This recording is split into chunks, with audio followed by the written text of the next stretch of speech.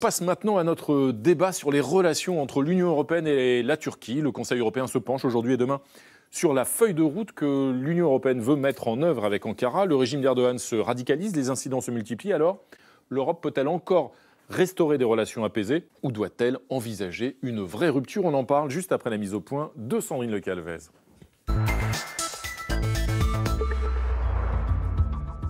Réunis en visioconférence, le Conseil de l'Europe et ses 27 États membres ont décidé de mettre la Turquie d'Erdogan à l'épreuve jusqu'en juin.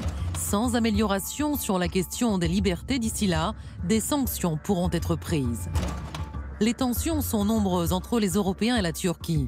Emmanuel Macron craint même des tentatives d'ingérence d'Ankara lors de l'élection présidentielle de 2022 en France. Évidemment, en jouant sur l'opinion publique. Je considère que ça, c'est insoutenable.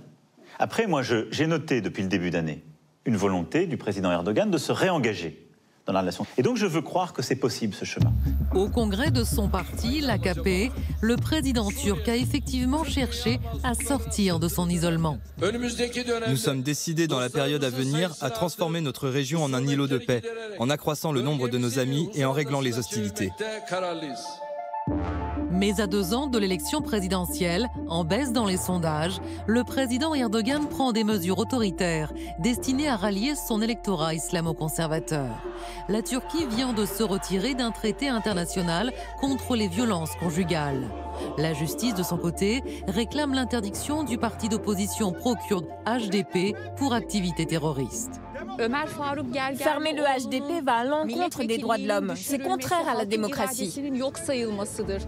Tout cela sur fond de crise monétaire. La livre turque a plongé depuis le limogeage samedi dernier du gouverneur de la Banque centrale. Le président Erdogan estimait qu'il prenait des mesures impopulaires. Alors comment dialoguer avec la Turquie? Le président Erdogan peut-il céder aux injonctions de démocratie des 27? Ou risque-t-il de tourner encore plus le dos à l'Europe et ses valeurs?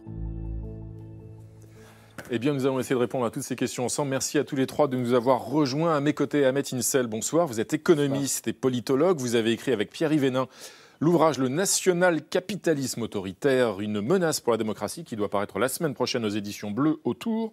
Et selon vous, Ahmet Insel, la Turquie a une politique réactionnaire et patriarcale, dites-vous, et l'Union européenne devrait en conséquence adopter à son endroit une attitude beaucoup plus ferme. À vos côtés, bonsoir Dorothée Schmidt, vous êtes chercheuse, responsable Turquie et Moyen-Orient à l'IFRI, auteur de La Turquie en 100 questions, paru aux éditions Talendier. Et selon vous, Dorothée Schmidt, le discours de la Turquie a beaucoup changé. Au début, il était pro-européen, il est aujourd'hui davantage dans la diabolisation. Mais il ne faut pas pour autant rompre tout lien avec la Turquie, qui, pour autant, elle ne doit pas mettre en danger l'Union européenne. À vos côtés, bonsoir Yves Bertoncini. Bonsoir. Vous êtes président du mouvement européen France, vous êtes aussi consultant en affaires européennes. Et selon vous, Yves Bertoncini, il ne faut pas rompre le lien avec la Turquie, même si c'est de plus en plus difficile. On a tendance à traiter la Turquie, dites-vous, comme si elle devait agir comme nous, l'Union européenne, mais on ne ferait pas, on n'agirait pas de la même façon avec la Russie de Vladimir Poutine. Et tout de suite, pour ouvrir le débat, Nadia, vous avez une question en 28 secondes d'un téléspectateur. C'est une question de téléspectateur que je vous lis à tous les trois. Il voudrait savoir ce qu'il en est de la candidature d'adhésion de la Turquie à l'Union européenne et si elle est toujours d'actualité. Yves Bertoncini, c'était un volet de l'accord qui a été passé entre la Turquie et l'Union européenne en 2016 sur ce fameux verrou migratoire. Bruxelles devait se pencher sur la question de l'adhésion de la Turquie à l'Union européenne. Où est-ce qu'on en est aujourd'hui? Oui, Bruxelles, ce qui est branché, c'est un peu le désert des Tartares. Ouais. Voilà. Donc, je crois que c'est plus de saison. On peut ouvrir des chapitres si on est dans la technique. Mais je ne crois pas que ça soit nécessaire. Le cœur n'y est plus, le corps non plus. La Turquie, ce que je disais, l'analogie avec la Russie, la Turquie d'Erdogan. Alors c'est l'Union européenne qui ne veut plus y penser, y réfléchir, ou c'est la Turquie qui C'est les deux. La Turquie d'Erdogan est sortie de l'orbite européenne. Il faut maintenant traiter avec elle comme un grand voisin.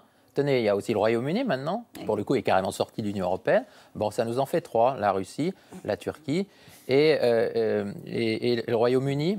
Récemment encore, parce que la Turquie reste dans le Conseil de l'Europe, elle a même dénoncé la charte d'Istanbul, ça montre bien qu'elle est partie ailleurs. Le divorce est donc consommé, on l'a compris, entre l'Union européenne et la Turquie d'Erdogan. Erdogan, Benjamin, qui est au pouvoir maintenant depuis un certain nombre d'années, c'est votre chiffre du jour. 18 ans que Erdogan est au pouvoir en Turquie. Il avait commencé comme Premier ministre en 2003 jusqu'en 2014, puis il a été élu premier président de la République de Turquie au suffrage universel direct. Et alors, Dorothée Schmitt, éclairez-nous. Est-ce qu'il est devenu autocrate en quelque sorte, ou est-ce que cet homme a toujours été un peu comme ça, dans une visée un peu totalitaire, soft comme on dit?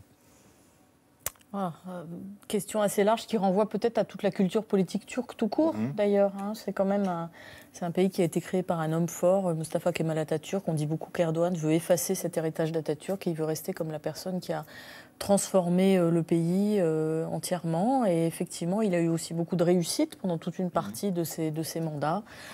C'est quelqu'un qui est responsable de la croissance de la Turquie, de son ouverture sur le monde, de son retour comme puissance diplomatique incontournable. C'est ce qui nous pose problème aujourd'hui, c'est ce dont on va parler aujourd'hui. Est-ce qu'on peut ou pas faire sans la Turquie? A priori, non. Donc ensuite, évidemment, il s'accroche au pouvoir, il a un ego extrêmement fort, mais c'est une bête politique et il a beaucoup de talent aussi.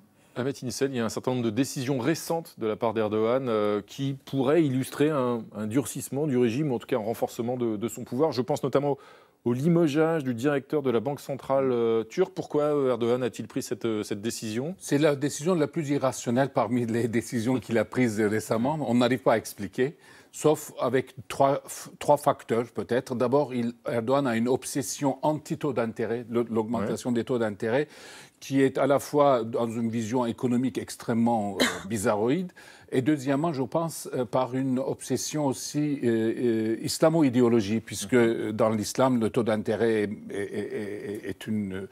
n'est pas reconnu, est interdit. Et puis, troisièmement, je crois qu'il n'a pas tellement aimé que le président de Banque centrale, qu'il avait nommé il y a 4 mois et demi, pas plus tard, et qu'il avait un peu remonté la situation de la livre turque récemment par rapport à sa chute fantastique. Tayyip Erdogan n'a pas aimé que ce président commence à se comporter un peu trop indépendamment de lui. Donc les trois facteurs réunis a fait qu'il a tiré... En fait, il tire dans ses propres pieds dans cette affaire-là. C'est le plus irrationnel. Les autres décisions, on peut expliquer par des... Le parti pro-kurde, par exemple, accusé de terrorisme. Alors, accusé de terrorisme, c'est n'importe quoi. Tout le monde est accusé de terrorisme en Turquie. Désormais, vous êtes contre Tayyip Erdogan, vous êtes soit vous êtes membre d'une organisation terroriste, vous faites le cas, ou vous êtes en lien avec... Là, il y a une rationalité. C'est empêcher le parti pro-kurde d'entrer aux élections qui arrivent à avoir 10-13% des voix, c'est rafler les sièges que ce parti n'obtiendra pas. Et en plus, ce n'est pas le parti qu'il veut surtout viser. À côté de cela, le procureur auprès de la Cour de cassation a demandé l'interdiction de vie politique de 683 personnalités autour de ce parti. Autrement dit, empêcher même leur présentation comme candidat indépendant. C'est surtout cette visée 2023. Je ne veux pas de candidat kurde. Je veux rafler les sièges. En vue des élections de 2023. Et il y a une autre décision toute récente, Nadia, qui, elle, vise directement les droits des femmes. Oui, ça s'est passé dans la nuit de vendredi à samedi dernier par décret présidentiel. La Turquie s'est retirée d'un traité international sur les violences faites aux femmes. C'est un texte qui exige des États signataires qu'ils légifèrent sur la violence domestique, sur le viol conjugal ou encore sur les mutilations génitales. Décision d'autant plus déconcertante que ce texte avait été signé à Istanbul, que la Turquie avait été le premier pays à le ratifier. C'était il y a 10 ans. Erdogan était déjà au pouvoir, il était Premier ministre. Il faut ajouter également que les violences faites aux femmes se banalisent tristement un peu partout, mais en Turquie en particulier. En 2020, on a recensé pas moins de 300 féminicides. Au mois de mars, le pays avait d'ailleurs été secoué par une vidéo absolument atroce qui montrait une femme en train de se faire rouer de coups dans la rue par son ex-mari, tout ça sous les yeux de sa petite fille. Et en réalité, même si ça a provoqué la surprise, ce texte, il était sur la sellette depuis un certain temps, puisqu'en 2019 déjà, Erdogan avait déclaré que cette convention d'Istanbul, ce texte-là, n'avait aucune valeur, puisqu'il ne faisait pas partie du Coran. Les ultra-conservateurs turcs avaient aussi ce texte littéralement en horreur. Je cite les mots d'un quotidien islamo-nationaliste qui écrivait que ce maudit traité, je cite donc, ce maudit traité n'avait pas pour but de protéger les femmes, mais de faire s'effondrer la société, de favoriser les mariages homosexuels et autres unions perverses. Dorothée Schmitt, est-ce que c'est que le début? Est-ce qu'Erdogan va continuer à donner des gages, à flatter sa base en rejetant d'autres textes majeurs, importants comme celui-là? Alors d'abord, je ne vais pas vous mentir, moi je croyais qu'ils étaient déjà sortis de la Convention parce que je me souvenais du débat de 2019, donc j'étais persuadée que c'était déjà fait. Je constate qu'aujourd'hui, ça a beaucoup plus d'écho parce que peut-être on est aussi dans un contexte où on parle beaucoup plus global des violences faites aux femmes de façon globale. Donc on s'y intéresse davantage. Je pense qu'il n'y a pas eu plus de manifestations. Le contexte Covid, par ailleurs, ne se prête pas tellement aux grandes mobilisations. Mais simplement, on est aussi dans un moment de divorce. Il y avait quand même quelques manifestations assez spectaculaires. Les femmes sont descendues dans la rue. Massivement, quand même, malgré tout. Alors, massivement, je pense que la dernière fois aussi. Ce que je voulais dire, c'est qu'en 2019, il y avait déjà eu des manifestations très importantes. Simplement, aujourd'hui, je pense qu'on est dans un contexte de divorce de valeurs avec l'Europe qui est beaucoup plus fort qu'avant. C'est-à-dire que tout est devenu vraiment très explicite. Et à partir de là, on a quand même une liste de choses où on se dit « Ah, ça rentre dans une mentalité déviante, pratiquement, par rapport à ce que nous, on souhaite voir. » C'est ça, c'est un divorce idéologique avec les valeurs européennes? Bah oui, puisqu'en plus, il l'avait, ça a été dit, fait adopter, signé, ratifié. Au Conseil de l'Europe, il y a 47 pays, il y en a 2 qui ne l'ont jamais signé. C'est la Russie et l'Azerbaïdjan. La Turquie l'avait signé. Il y a encore des pays, d'ailleurs, qui l'ont signé sans la ratifier. Et la Pologne veut en sortir. Voilà. Simplement, là, c'est un recul spectaculaire. C'est dramatique pour les femmes turques. Il faut essayer de soutenir d'une autre manière. Et puis, ça fait écho aussi à, effectivement, cette volonté d'affirmation de la Turquie comme puissance régionale avec une identité propre que porte Tayyip Erdogan. Donc c'est pour ça que ça résonne d'autant plus. Alors malgré l'autoritarisme d'Erdogan, l'opposition turque, elle a quand même réussi à remporter, c'était il y a 2 ans, les municipales dans un certain nombre de grandes villes et notamment à Istanbul. Et elle espère donc battre le président Erdogan lors du scrutin de 2023. Le bon docteur Thibault Nol passe au rayon X, une figure de proue de cette opposition, une militante féministe ancrée à gauche. Bonjour docteur, j'ai mal ici et là. Une petite déprime passagère, c'est tout. Évidemment, je fais du sport. Ma chère Canan Kaftancıoğlu, j'ai vos radios sous les yeux, c'est résistant. Vous êtes chef de l'opposition turque pour le district d'Istanbul et à l'origine de la défaite du candidat d'Erdogan aux dernières municipales. Une cuisante défaite pour le pouvoir qui appelle, comme pour tous les gêneurs, une vengeance judiciaire. D'ailleurs, vous avez écopé d'une peine de 10 ans de prison, confirmée en appel et suspendue à la Cour de cassation. Açılan davalarda kararlar duruşma salonlarında değil, saray odalarında alınıyor. Ama tekrar ediyorum değerli dostlar, o kaybetti, biz kazandık. Féministe, laïque, de gauche, pro-minorité et bikeuse en combi, on vous donne du Trinity en référence à Matrix, vous êtes l'antithèse du sultan du Bosphore et de ses soutiers bigots-conservateurs de l'AKP. Il pointe votre atteinte à la décence, en clair vous riez en public. Il s'étouffe quand vous tweetez une photo de votre mari mangeant du porc, ou lorsque vous fumez une clope à Vachy à l'arrêt de bus, le bidon à l'air. La motarde me monte au nez. Vous avez grandi modestement au bord de la mer Noire, papa instit, maman au foyer, et grimpé dans l'ascenseur social kémaliste. Vous vouliez faire droit, vos parents vous voyaient toubib, vous avez fait la synthèse, médecin légiste. Étudiante, vous avez combattu l'interdiction du voile à la fac, rédigé votre thèse sur la torture, épousé un confrère dont le père journaliste dans un grand quotidien laïque est mort assassiné pour ses idées. Ce qui amène la conclusion suivante, un quotidien laïque ne peut pas être grand. Votre stratégie, surnommée Amour radical, utilise une grammaire positive et inclusive. Le slogan de votre poulain à la mairie d'Istanbul était « Tout ira bien ».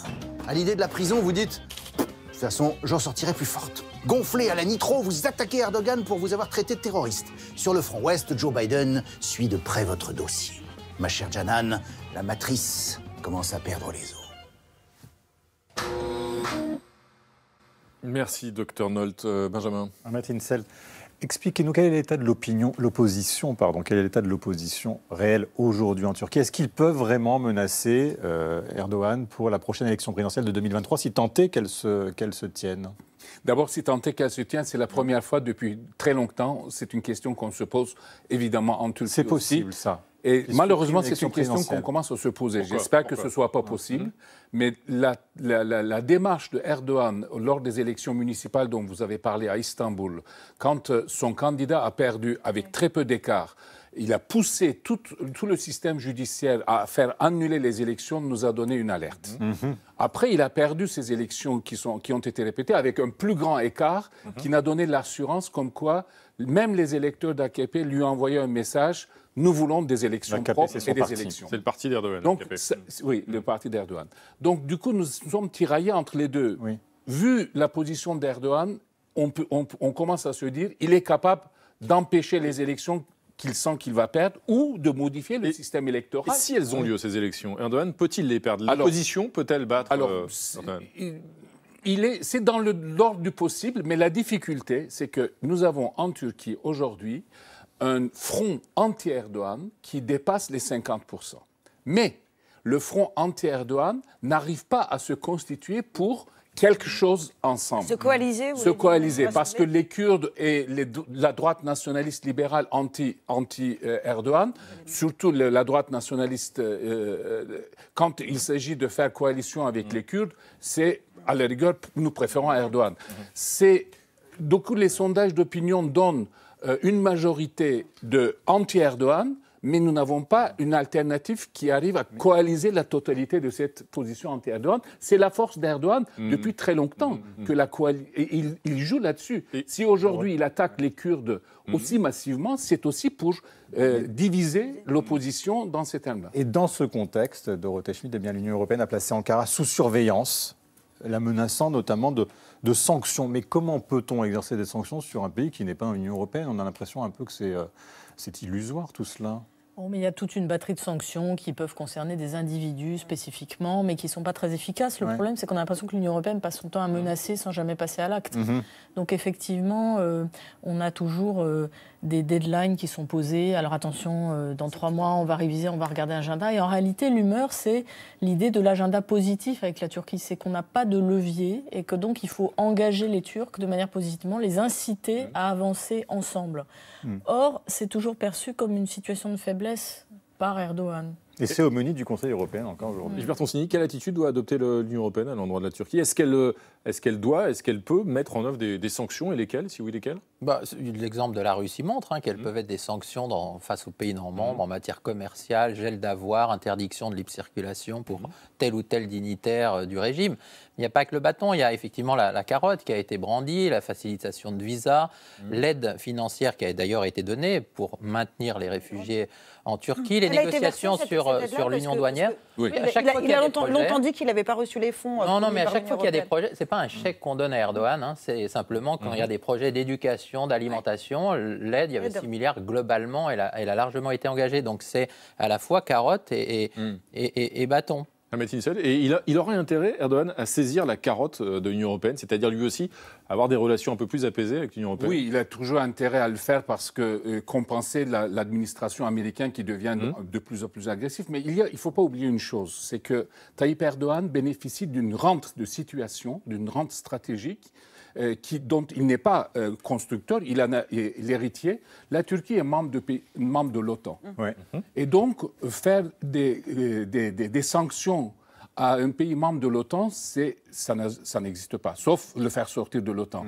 Si l'Union européenne a pris des mesures contre 7 pays l'autre jour, contre des sanctions, aucun n'a la situation de la Turquie, aucun ne sont membres de l'OTAN, aucun n'est un candidat à l'adhésion de l'Union européenne, etc. Donc la Turquie, Tayyip Erdogan bénéficie d'une... Il tient l'Europe en quelque sorte. Il tient l'Europe en même temps, c'est une situation stratégique, d'une rente stratégique, exactement ça. Mais Dorothée Schmidt, est-ce qu'il faut faire le bras de fer, est-ce qu'il faut rompre unilatéralement du côté européen toute relation? Parce que c'est la question qu'on se pose ce soir. Est-ce que ça serait une manière de le mettre un peu dans un corner, y compris vis-à-vis de sa population? Rompre les relations n'a aucun sens. On a des relations économiques qui sont très fortes avec la Turquie. On a besoin d'eux diplomatiquement sur beaucoup de dossiers. On a une coopération en matière de police et de justice qui est très importante. Je vous rappelle qu'on a le sujet du retour des femmes de djihadistes et des djihadistes dans les pays de l'Union européenne. La Turquie est un maillon absolument essentiel de cette coopération. Donc ça, Erdogan le sait très bien. Sur les réfugiés d'eux-mêmes, vous savez qu'ils nous menacent régulièrement de nous renvoyer les réfugiés. On sait maintenant que la plupart de ces réfugiés ne vont pas repartir en Syrie immédiatement parce que le pays n'est pas reconstructible dans l'immédiat. Il est sous sanction de l'Union européenne. Donc beaucoup de ces réfugiés vont faire leur vie en Turquie. Ils n'ont pas envie de repartir en Europe. Donc ça, c'est aussi une illusion, cette menace. Mais néanmoins, avec la catastrophe libanaise, on a de nouveaux flux de migrants qui sont possibles malgré tout vers l'Union européenne. Donc Erdogan a beaucoup de verrous comme ça. On ne peut pas s'en détacher. On ne peut pas dire stop.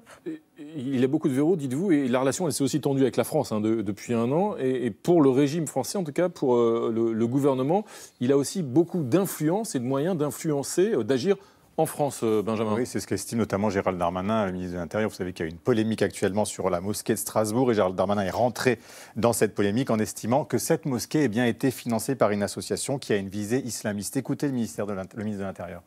Nous considérons, nous, que cette association, cette fédération, n'est plus capable d'être dans le monde représentatif de l'islam de France. Nous avons des informations, nous savons que des gouvernements, singulièrement le gouvernement turc, peut avoir des tentatives fortes d'ingérence politique, si religieuse. Ahmet İnsel, le ministre de l'Intérieur parle d'une association turque, Millî Görüş, qui gère 70 lieux de culte, dont Strasbourg. Est-ce que vraiment vous le percevez comme une réelle menace, vous, tel que c'est dit par le ministre? Écoutez, il faudrait peut-être vivre à Strasbourg et dans la région pour pouvoir... Est-ce que c'est Erdogan qui est effectivement derrière ces associations ou pas? Millî Görüş, c'est une association qui est directement l'émanation de son parti de justice et développement.